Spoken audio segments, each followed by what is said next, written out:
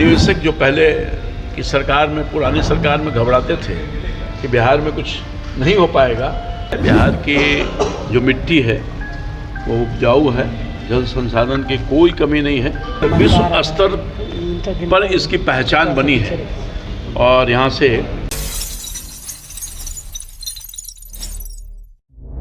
आवाज जनता की।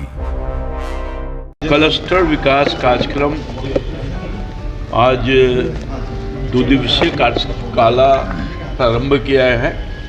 भारत सरकार द्वारा प्रायोजित ये कार्यक्रम है और मैं समझता हूँ कि बहुत पवित्र उद्देश्य के साथ यह कार्यशाला है। पता है बिहार की जो मिट्टी है वो उपजाऊ है, जल संसाधन की कोई कमी नहीं है।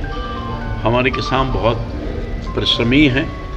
हमारे यहाँ ख़ास तौर पर हमारी धरती की खूबी है, बिहार की धरती का, कि हम लीची, मखाना, मशरूम, आम, शहद, आलू, केला इत्यादि अनेक ऐसे जो सामग्री है जिसका उत्पादन हम करते हैं और न सिर्फ देश बल्कि बिहार को बल्कि देश के अन्य भागों में भी भेजने का काम करते हैं। और पता है कि हमें सौभाग्य प्राप्त हुआ है कि मिथिला मखाना,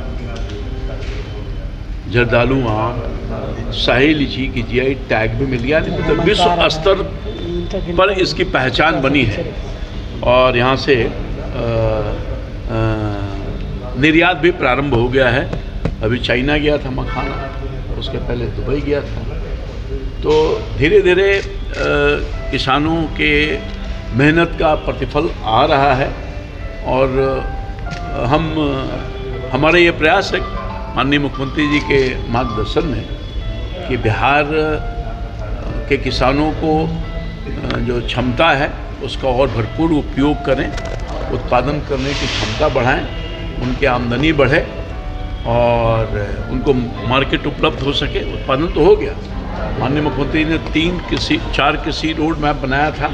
3 कृषि रोड मैप के आधार पर बिहार के किसान आगे बढ़े हैं।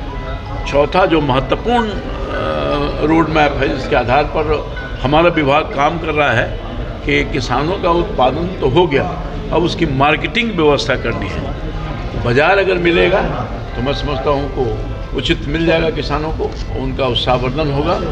तो आज इन्हीं विषयों पर ख़ास तौर पर निवेशकों को भी बुलाया गया है और मैं समझता हूँ कि निवेशक को वो हर चीज़ उपलब्ध कराने के लिए तैयार हैं जो उनकी आवश्यकता है।